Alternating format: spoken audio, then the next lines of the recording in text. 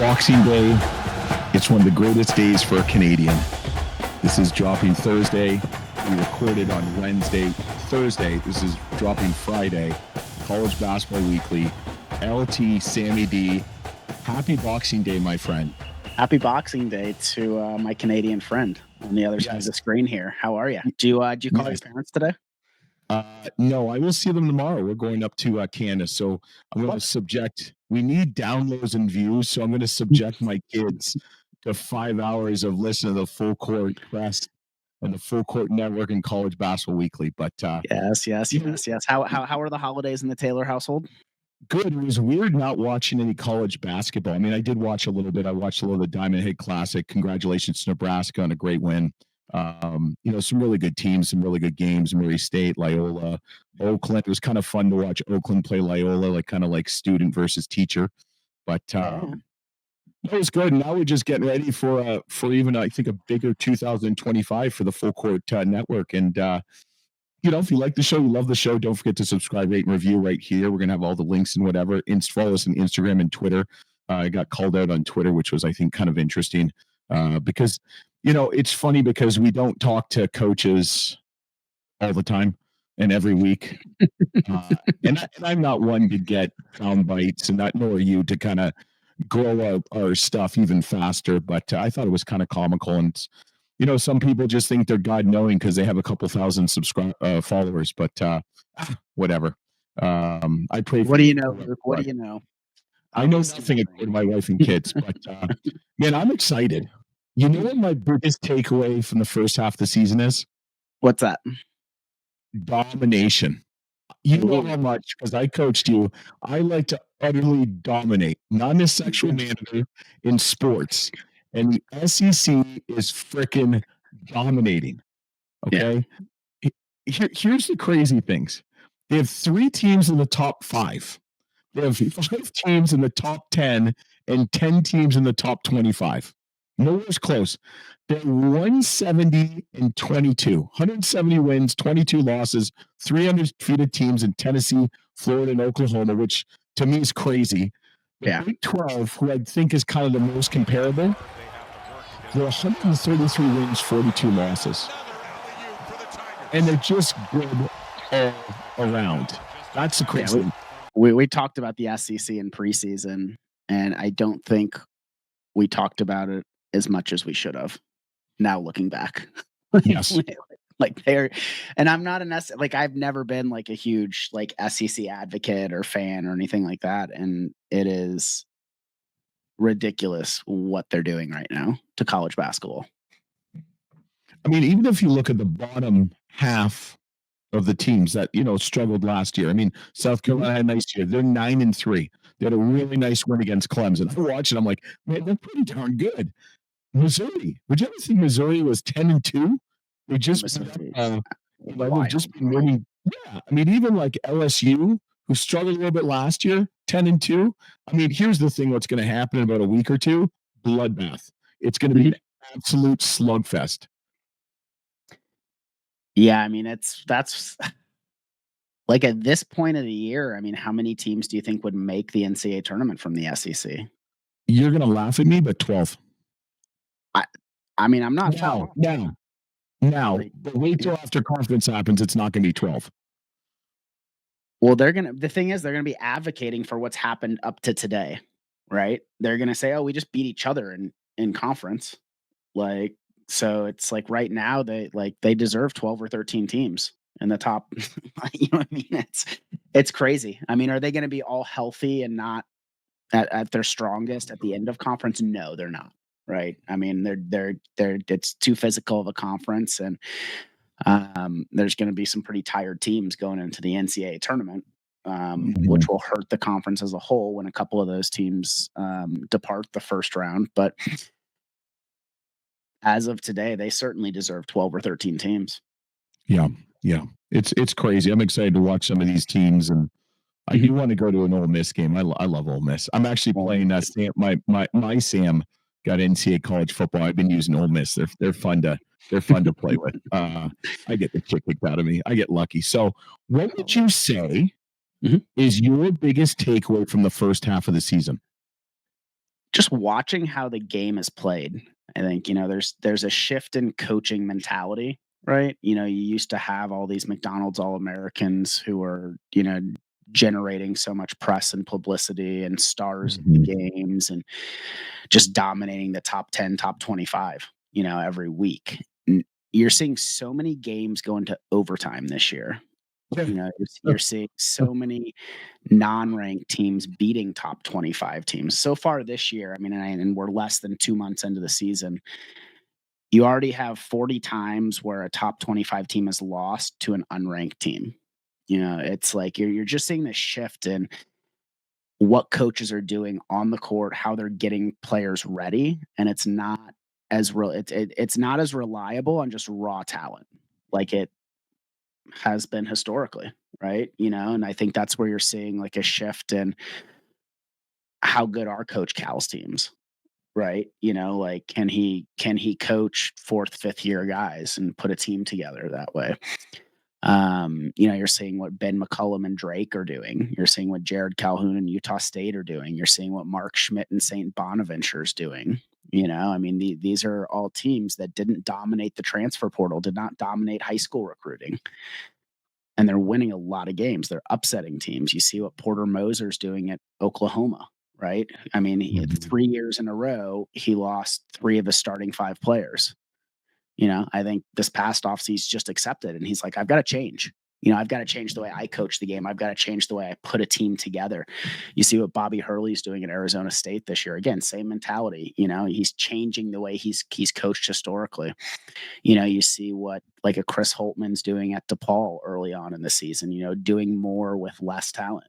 Right. So I just think you're seeing this shift in not taking so much value in McDonald's All-Americans, right? And high school Mhm. recruiting and like 5-star, I'll put it to 5-star recruits, whether they're out of high school or they're freshmen or sophomores who were previously 4 or 5-star recruits.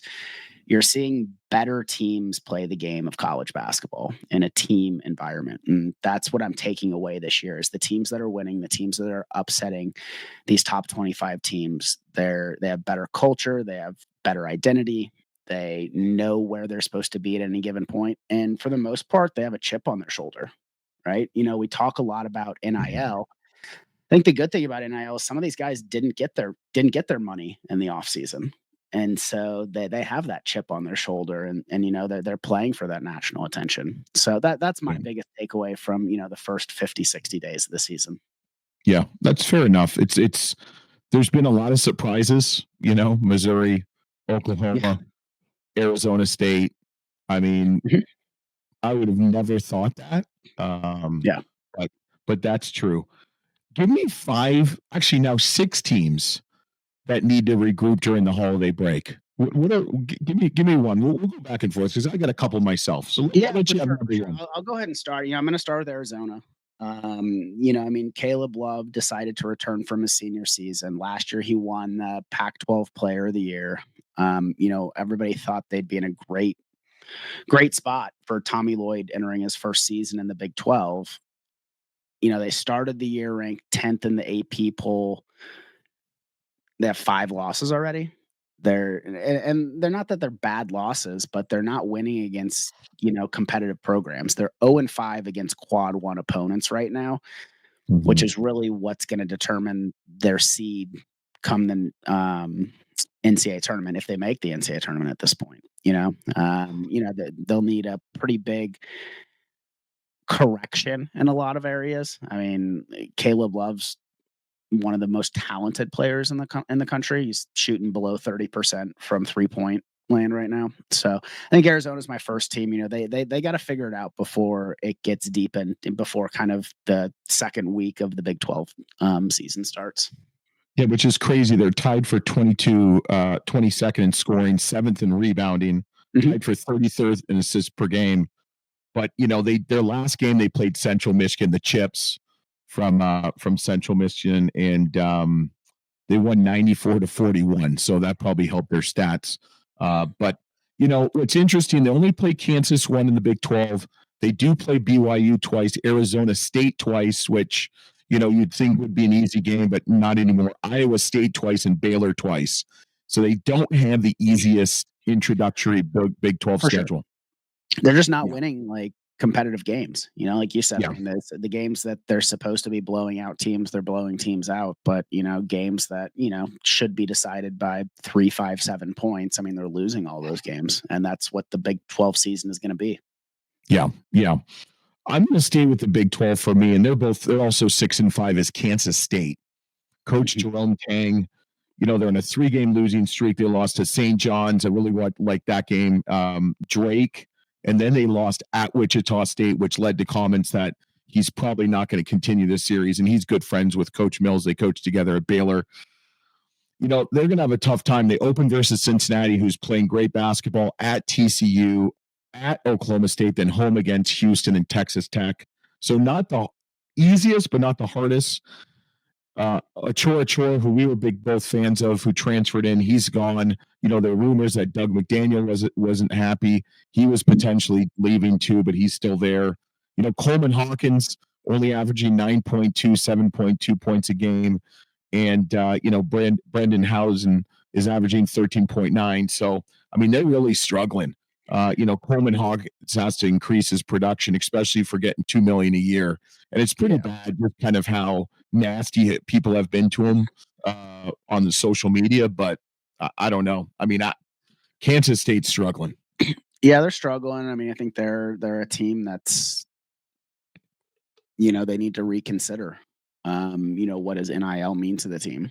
And it's, you and I have talked off the air about this. And this is the prime example. I mean, do you pay guys based on talent, or do you pay guys based on where they could fit and fill key roster positions? There's no doubt Coleman Hawkins is an incredible player, like the year he had at Illinois, like ridiculous, but making 7 figures a year, only averaging 9 points per game. Like, I mean, it's, I think what's happening with NIL is you have these wealthy donors and supporters. They have such high demands when they're opening their checkbook, right? And at the end of the day, that stuff doesn't click right away like we've seen other teams. I think they can turn it around. I think Jerome Tang is one of the better coaches in the country. Obviously had opportunities to leave this offseason with positions opening up, like at Arkansas. Rumors were he was offered the job and turned it down. So yeah, I agree. I mean, they gotta kind of flip the switch here in the next couple weeks here and kind of figure out who they are as a team and where they want to go. But Coleman Hawkins definitely needs to step up his productivity, NIL or no NIL. I mean, he's just a better player than he's been playing lately. Right. So do you have any teams? I've got one team in the Big Ten. Do you have any teams in the Big Ten that need to regroup during the holiday break? Yeah, I mean, I'm looking at Indiana. Which is crazy because they're 9-3. I know. I'm looking at Indiana. So it's like the record doesn't bother me. It's how they're losing games. Oh.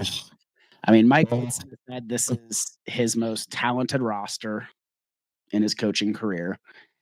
They have losses to Louisville, Gonzaga, and Nebraska, all away games, right? And all top 60 teams on KenPom, which there's nothing wrong with losing to those teams, but they've lost all 3 of those games by a combined 61 points. Yeah, 28 points Louisville, 17 Nebraska, 16 Gonzaga. I mean, that's 28 at Louisville, who's down a little bit this year. I mean, great team, great coach, great program, but man, they got absolutely annihilated at Louisville. I think, I mean, they are really struggling defensively right now. And they shouldn't be, I mean, they have good defensive players. They just get into these games and they'll give up like 20 straight points against some of these better teams. And, I mean, they started the year top 20 in both coaches poll and the AP poll, and they're barely getting any votes right now. So if they don't turn it around quickly, they're going to be a borderline could not make the tournament team, and that would be the end of Mike Woodson's career at Indiana. Do you think he's still around if they make the term and they lose first round by 15, 20 points? No, I think he's got to win one game in the NCAA tournament. Yeah. The thing that worries me is that their wins are Providence, Minnesota, and South Carolina. I mean, South Carolina has proved to us that they're still a good team. Providence, you just don't know what you're going to get. Same with Minnesota.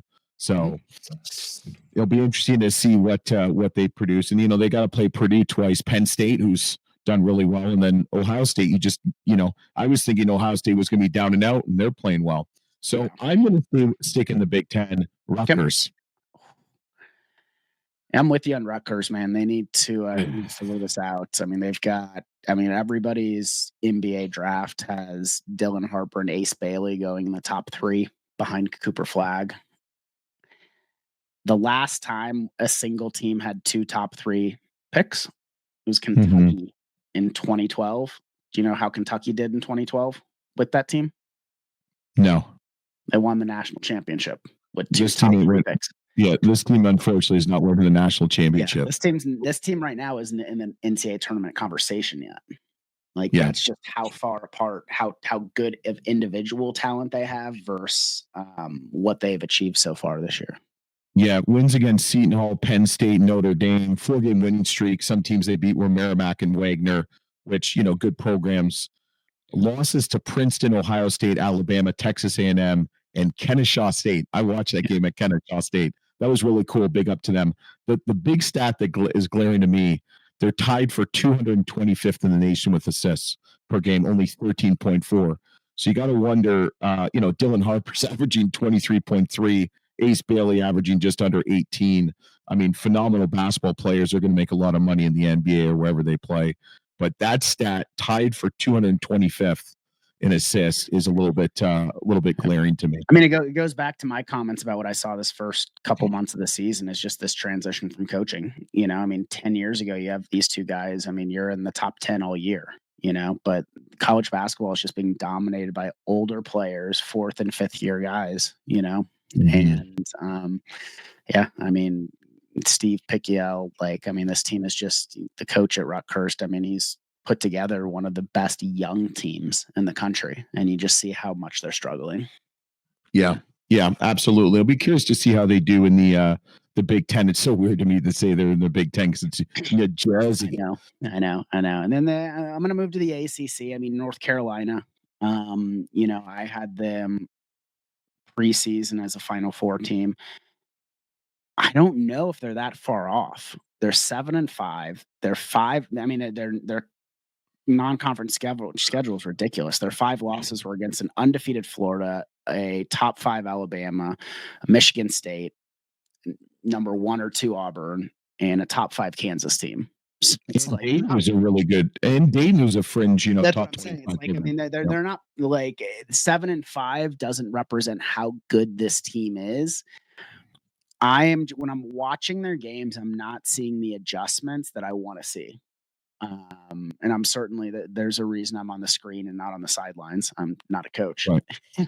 But I mean, I'm just seeing that the Tar Heels they're shooting so many threes early on in the game, and I think it's hurting them because when they're not making them, they're not switching their game plan. Right? Their leading rebounder is Seth Tribble. He's averaging 4.8, and I mean, to me, when I think of North Carolina basketball, I think of Rasheed Wallace, James Worthy, Sam Perkins. I mean, big guys, right? Yeah, Antoine Jameson. Yeah. Yep, Tyler Hansberry. And they just don't have that. They're guard led. They've got, Ian Jackson, Elliot Cadeau, Seth Tribble, RJ Davis, phenomenal. Yeah. But they just need that one big guy to just give them, 10-7 or 11-6. And they don't have that right now. No, they don't. So it's going to be interesting as they go into ACC play. I think we're going to find out just how good this team is. Like I said, I was hoping they would go 500 against those top 25 teams. But I mean, their recent win against UCLA was their first win against the top 25 program all year. Yeah. So hopefully they can figure out how to win against some of these better teams because I think they belong in that conversation as a top 25, top 15 team. Yep. About 10 minutes ago, right before we were supposed to start, the 6 teams Miami of Florida, Jim Larranga is no longer on the sidelines for the Hurricanes. Not surprised. Unfortunate because they made it to a Final Four 2 years ago. But the timing was not this. He turned 75 in October. I think everyone thought he was going to be retiring soon. I did not expect it mid-season. He's been coaching for 40 years. His contract ran through the 26-27 season. During this time, I mean, he's compiled 274 wins as the winningest coach in Miami's program history, led the Hurricanes to 6 NCAA tournaments, their first Elite Eight, their first Final Four, their first ACC tournament title, their first 2 ACC regular season championships. I mean, he's been named the AP Coach of the Year, the Naismith Coach of the Year. I mean, what are your thoughts on all this right now? The Hurricanes have had their worst start in 3 decades, 4-8. Are they trying to get ahead of things? I mean, last week, Louisiana let go or released, whatever Mhm. you want to call it, Coach Bobby Marlin. I did chat with him a little bit, wished him, best of luck and stuff like that. Merry Christmas. Just a great dude. It's going to be weird not seeing him on the sidelines. I love Coach Bobby Marlin. But, I don't know. Tony Bennett leaving when retiring when he did, now this. I mean, what's going to happen next week or the week after? I mean, I mean, it's going to be a domino effect for sure. I mean, the Hurricanes ended last season on a 10-game losing streak. You already you know, mentioned they're 4-8 right now. I just thought that they would have him till the end of the year just for what he's achieved at the program. I mean, he should be in the Miami Hurricanes Athletic Hall of Fame for his achievements. Um, I mean, you mentioned it. I mean, get this. I mean, since 2020, right? So 4 years, 4.5 years, the coaches that have left the ACC: Roy Williams, Coach K, Jim Boeheim, Mike Bray, Tony Bennett, and now Jim Larranga. Combined, that's 30 Final Four appearances and 10 national titles. that's crazy. Yeah. So, I mean, I think you're going to see some more resignations or terminations in Yeah. January, more than we've ever seen before. Where do you think this leaves the position at Miami? I mean, Bill Courtney, assistant's going to take over. Um, I don't know. I mean, obviously, some names that pop up just initially for me was Chris Caputo, coached under him. We've had him on the show. He's doing really well at George Washington right now. 11 You and know, 2 this season. He was the associate head coach for Larranaga at Miami for 5 seasons. yeah. He also told us that Coach Larranaga loves movies, so maybe that's why he's finishing or they're pushing him out. He wants to go to more matinee movies. And I guess you could probably do both. I mean, Doug Gottlieb's doing it at Wisconsin Green Bay, so don't understand why you can't do both. But I don't, I don't know. You've got some names for me though. I thought that were pretty interesting. Yeah, I mean, it's obviously too soon to kind of figure this whole puzzle out, but, some names I threw on paper were, Adam Fisher, who's the head coach at Temple. He was an assistant coach at Miami with Larranaga for 6 years. I think he's really happy at Temple. He's a Pennsylvania native. I don't see him leaving there, but he's a very well-respected head coach. Eric Conkle, head coach at Tulsa, former head coach at Louisiana Tech, where he was the Conference USA Coach of the Year just 5 years ago. Kind of struggling at Tulsa right now. It's a rebuilding process, but he spent Mhm. 4 years at Miami as well. Um, you know, I I like Curtis Townsend's one of the best assistant coaches in the country. He's at KU. He's been with Bill Self since 2004. I don't think he's leaving there, but I think he's got a little sweet spot for the warmer weather. He's 67 years old. I think that if he wanted to make a transition, this would be one of the jobs he would put his name in for. Um, then others that I think what this position, as well as some of the other ones that you mentioned earlier, some of the openings, other candidates that I see them taking a step up are going to be Bucky McMillan. We have to throw Will Wade's name in the conversation. Big fan of Robert Jones at Norfolk State. Mike Morrell, Ben McCullum, Drew Valentine, Eric Henderson. These are all kind of mid-major coaches who I think are going to get a lot of attention come March and April. Then I also want to throw out two assistant coaches in power conference schools that have head coaching experience that we've had on the show. What are your thoughts? I want to get your thoughts on kind of if you see somebody like a Billy Donlin an associate head coach at Clemson with a lot of knowledge with the ACC. Do you see him entertaining an Ooh, opportunity like this, or even like a Wes Flanagan at Ole Miss, who also has head coaching experience? ooh, those are both good names. I can see both of them in Miami. Ooh, That's I what I'm could. saying. It's like, I mean, these guys have kind of been through the gauntlet, they're at really good power conference schools right now. They both know recruiting in the Southeast, and Florida territory really well. So it kind of depends on which direction the U wants to go. Do Yeah, they want somebody with experience at Miami? Do they want an up and coming coach that's had success in a mid-major level? Do they want somebody who's at a power conference school right now, who has head coaching experience like a Billy Donlin or a Wes Flanagan? yeah, I don't know. And the one name that I saw on Twitter that someone put out that Rick Pitino loves Miami, but I'm not thinking Rick Pitino. What about Richard Pitino? I mean, New Mexico's had an interesting year, but he's kind of an East Coast guy and stuff like that. But it'll be interesting to see how quick they move. Do you get someone that's a current head coach and you have to kind of wait till March or April, or do they hire someone like someone that might be at a mid-major program that they can get an agreement with? I don't know. I mean, it's Yeah. going to be really interesting to see what happens. Do they go to like a Tom Crean, someone that's Mhm. out of basketball right now? I mean, there's a lot of what ifs, but let's talk about something that's near and dear my heart. The mid-major. Started off as 1 minute, but you got a lot more than 60 seconds to share. Yes, you want me to just go through it and you just add your little feedback as I go? I'm excited. Let it rock, LT. Let's give it. You got to start with the Drake Bulldogs. Ben McCullum, 11-0, 1-0 in the Missouri Valley Conference. They beat Valpo. They've got a couple good games coming up. They play Belmont at UIC and Murray State. Bennett Sturts is a ball player, 20 or 17.5 points per game. Team averages 7 threes a game. The game I'm looking forward to, and we're going to have a couple of shows before this, Wednesday, January 8th at Bradley. At Bradley. You know how much I love that team. Another team you got to look at. Whoa, it's Bradley.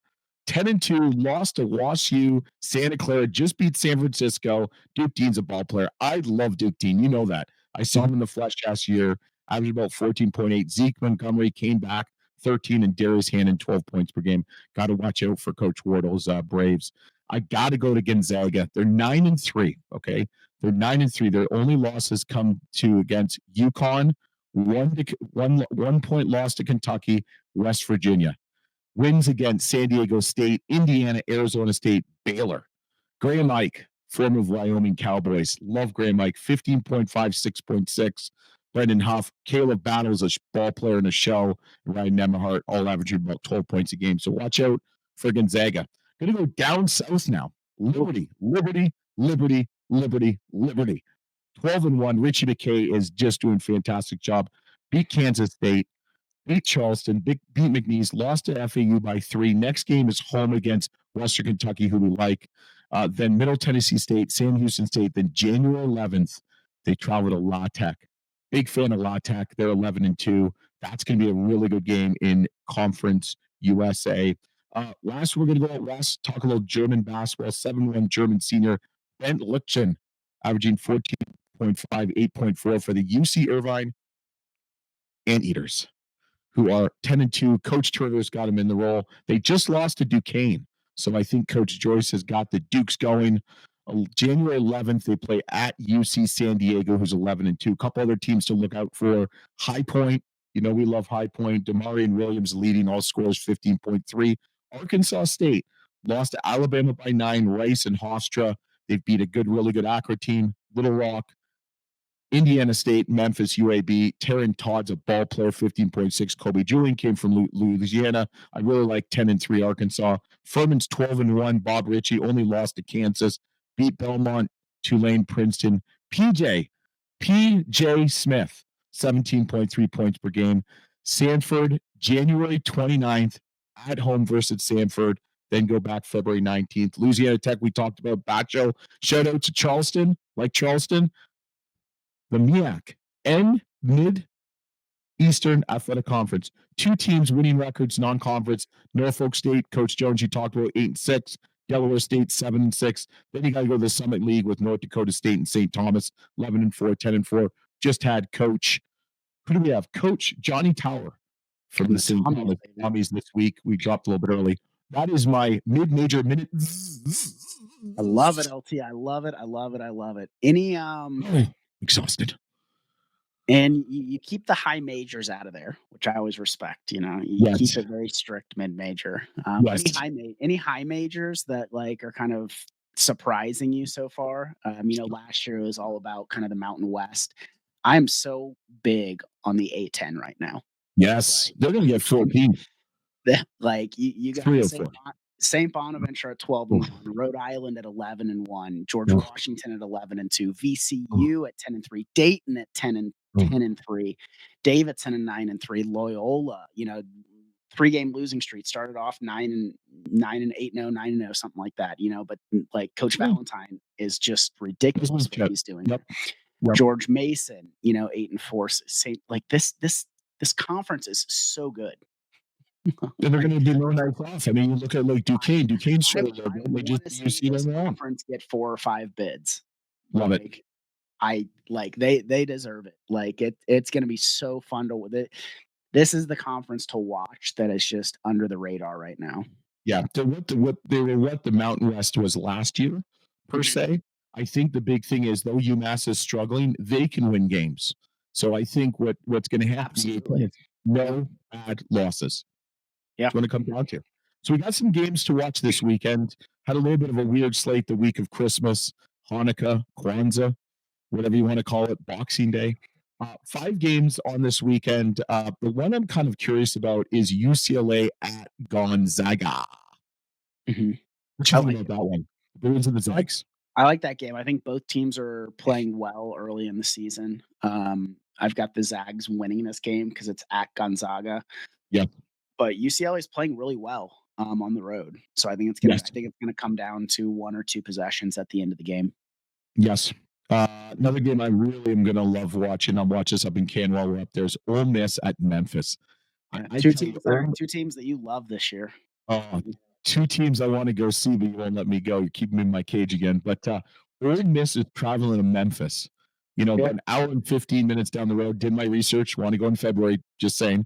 Um, that's gonna be a great game. That's gonna be a really good game. It Mhm. sucks that one of those teams has to lose. I mean, that's a Sweet 16 matchup right there in my mind. Yeah, It's, I mean, and both teams are playing really well right now. yeah, So, I agree. yep, so that game's Saturday as well. Yep. The 3rd game I'm watching Saturday is gonna be Utah State at San Diego State. Oh, 2 teams that oh, I think belong in the top 25, kind of a Mountain West showdown. Coach Calhoun playing his team is playing so well right now. yep, I don't know where to go here. I don't know. yeah, I think Utah State plays a better style of college basketball that I prefer, that I think is a winning recipe. It's at San Diego State though, and San Diego State has what I think is a more athletic team. yeah, And I think it's gonna be a really fast-paced game. I think San Diego State's gonna win this by, 2 or 3 points. yeah, and it's gonna be rocking too. The It's gonna Utah be crew crazy knows what there. that's like. It's different when Yeah. they're playing at home than when you're playing away, but I'm Yeah. excited about that game. Then Mhm. Sunday, you put this one game down, and this one will be interesting. We're gonna give some flowers to Coach Robert Jones, Norfolk State, the Spartans Mhm. at High Point, at High Point, and they're gonna get hopefully not get run over by the Huss bus. But that's gonna be a really good game. I watched a little Norfolk State Grambling in the Chris Paul HBCU showcase. Really impressed. Actually, I was really impressed by both those teams. Coach Yeah. Jackson, we've had on the show, is doing a really good job. This is gonna be an interesting game, and I'm excited you put that one down. What are your thoughts on that one? I think it's gonna be a very, very athletic game. I think and it's gonna Mhm. be where athletic meets well coached. Both of these squads are really well coached. They don't get the national attention they deserve. I think both of these teams, should be coming out of their conference and in the NCAA tournament later this year. Um, I don't know where I'm going with this. Mean, High Point's favored to win. I mean, I don't know who's gonna take it. Like, I am a huge fan in Norfolk State right now. Like, I think Coach Jones is one of the best coaches in the country that nobody really talks about. Yeah. And I think, yeah, with that athletic department is doing over there, with the recent hiring of Michael Vick with the football program, I think that their athletic program is just rocking right now. Yeah. Um, I want to see. I'm going to pick Norfolk State here. Wow. That's just kind of pulling out my heartstrings for what I Yeah. want to see happen because I don't know what's going to Yeah. happen. Yeah. What do you got? I'll let you on your own island. I'm just gonna say no comment. I like All both right, those coaches, both their and then teams. Monday we have a Monday. I rematch. can't believe you put this one down. This is great. I love it. You were there in I Pittsburgh was. last year. I was. The last time these two coaches played against each other, Coach Campy at Oakland and Coach Cal, formerly of the Kentucky Wildcats, now with the Yes. Arkansas Razorbacks. Yes. Coach Campy got the better of them last time. They both have a tremendous amount of respect for each other. I mean, I think it's a fun storyline. Yes. And I It is and a I fun think storyline, but the game ain't gonna be close. Oakland's playing well, man. Oakland is Yeah, but playing well. Oakland doesn't have Trey Townsend and Jack Golke. Yeah, they got another guy who is kind of taking Golke's place. I Yeah. think Campy's like, "Hey, if you find 2 inches of space, just shoot the ball." Yeah. And Yeah. and I the kid love the kid Oakland's kid fun to watch. I watch them in they're Hawaii. they're They're they're fun to really fun to watch. watch, and that's why I think it could be I'll put it like this, Coach Campy knows how to win against really good programs. Yeah. He takes a lot of chances early in the game. Yeah. It's really can he just maintain the pace all 40 minutes? Yeah. And, I think it'd be so interesting if Campy beat Cal 2 times in a row. Yeah. Yeah. I don't know how interesting that would be to the Kentucky and well, Kentucky fans would love it. I They don't know would about love the Arkansas fans, but no, there's a lot of games. I mean, there's obviously a lot of other games. It's kind of funny. This weekend's usually kind of the soft introduction to conference play. You're seeing a lot of like, should be a lot of not blowouts. I don't. Maybe there'll be some upsets, but there's some. Some of these power conferences are scheduling more lower, like low major programs and what have you. So, but I think that's pretty good. We covered a lot. I'm excited about 2025 and College Basketball Weekly, the Full Court Network, Full Court Press, College Basketball Experience. I changed it. College Basketball Coaches Show. Just make sure you're listening. But yeah, hopefully you guys are excited too. Sam, thanks as always. LT is leaving us for now, as is Sam. Don't forget to subscribe, rate, review, follow us on the Full Court Network. Give us a 5-star review, just like you like 5-star recruits. We like 5-star ratings and reviews. So, to a prosperous and happy new year. We'll see you back on the College Basketball Weekly.